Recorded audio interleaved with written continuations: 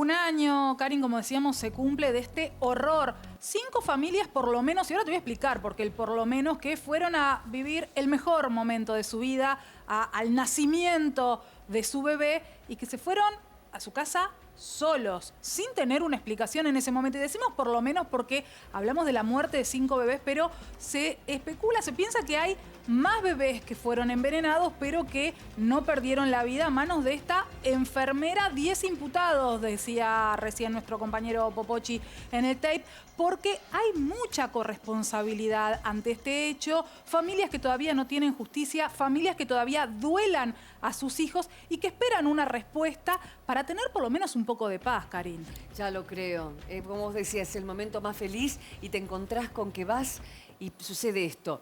Los habrían envenenado con potasio. Pero ahora hay otros que están diciendo otras cosas, que están culpando a esta enfermera cuando el hospital tendría que estar involucrado. Bueno, hablamos con Raúl y Vanessa, que son los papás de una de las pequeñas víctimas. A ver si nos están escuchando. Raúl, Vanessa. Hola, ¿qué tal? Hola, buenas tardes. Ahí los veo y los escucho. Bueno, un año. Vanessa, ¿qué sentís? Primero, ¿qué te está pasando por el cuerpo ahora? Bueno, después de un año empezamos a revivir exactamente esos días. Sí. Nos tocó, hicimos una manifestación justamente cuando cumplimos un año y volvimos al mismo lugar que donde deberíamos haber salido con nuestros hijos. Y la verdad es que es todo muy fuerte, muy movilizador y en eso, en refrescar las cosas, en que no se olviden de nuestros hijos, que haya una justicia en medio de todo eso. ¿Qué recordás de ese momento? ¿Y cómo te enterás que tu bebé, el nombre de la bebé? Francisco. Francisco, del bebé, varón, había fallecido. ¿Cómo te lo dijeron? ¿Cómo fue? ¿Vos tuviste, pariste y cómo te enteraste?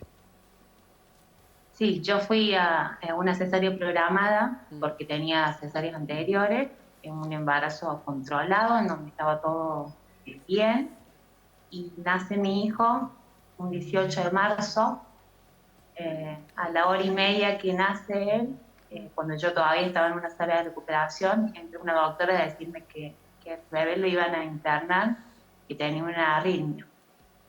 Y a partir de ahí empiezan ya a decirme que estaban probando con drogas las más fuertes y que él no recomponía ese cuadro, que no entendían qué había pasado, que ellos estaban acostumbrados a trabajar con riesgo, pero que esto era extremo, que no podían revertir. Y a esta Y altura... después de varios paros cardíacos, duró 11 horas y falleció.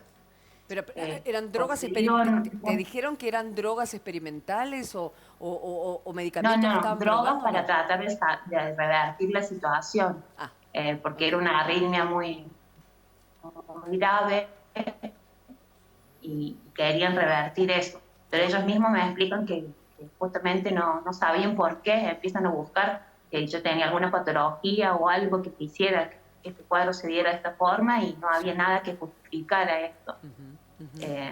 Así que bueno, me dicen que es algo excepcional, que no entendían qué había pasado, pero bueno, este era el final de lo que pasó ese día. Y a esta altura, nosotros despedimos...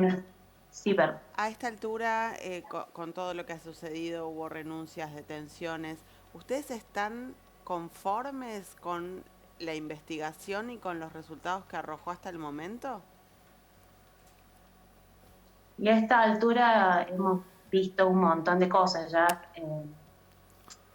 Yo si me preguntas personalmente, pienso que hay una persona que de manera directa ocasiona estos hechos, pero que también de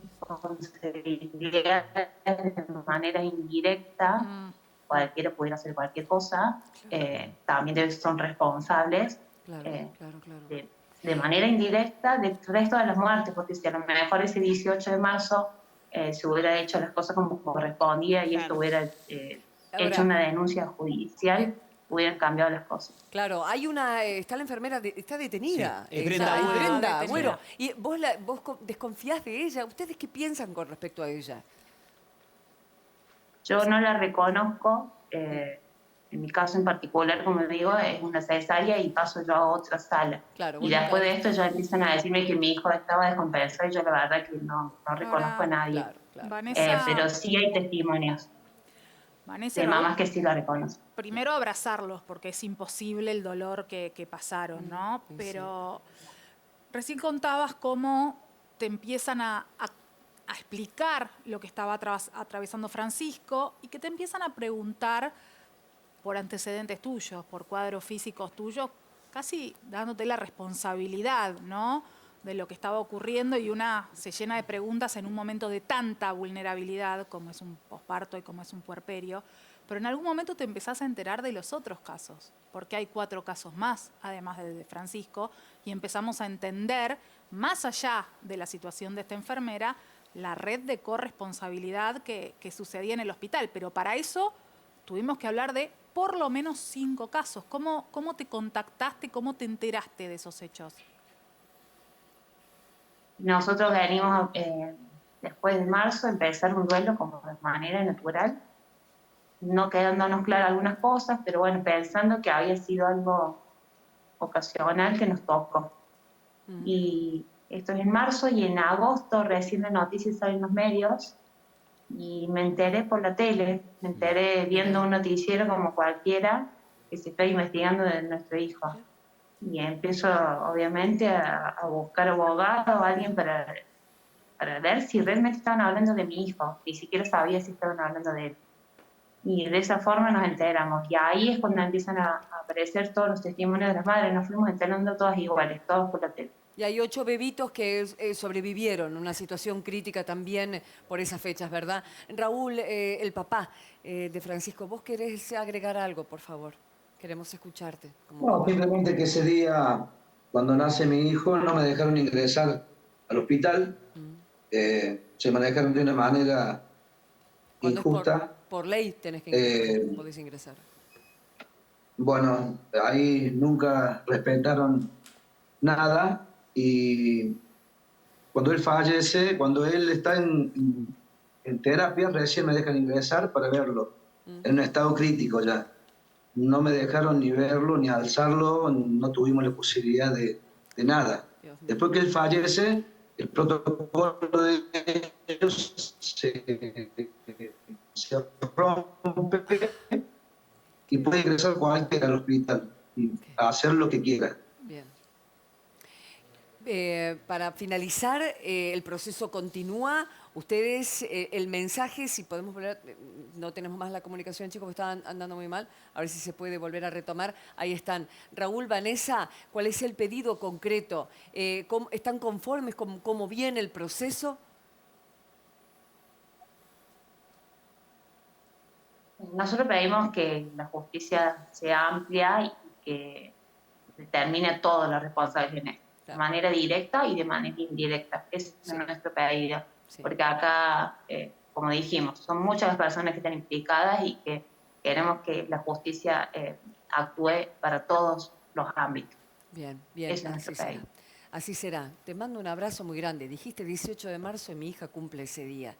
Y les deseo la mayor de las bendiciones. Por sobre todas las cosas, no hay nada más doloroso que esto. Pero sí puede mitigar el saber que no puede volver a ocurrir de ninguna manera. Y también acompañamos a las otras familias que tienen sus bebés fallecidos. Seguimos de cerca el caso, les mando un abrazo y de verdad les deseo lo mejor, que esto se resuelva.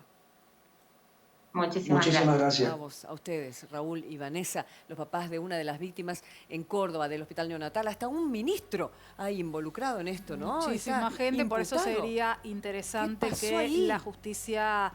Lo que pedimos siempre, Karin, en un punto. Por favor, pero hay una enfermera para la justicia. Solo la enfermera es la que tuvo la orden de detención y una serie de corresponsabilidades porque esto no hubiera sucedido. No, claro que no. Sí, los directivos del hospital, los directivos del Ministerio de Salud, los funcionarios. Si todo hubiera sucedido como tenía que suceder, esto no pasaba. Bien, estamos más que atentos.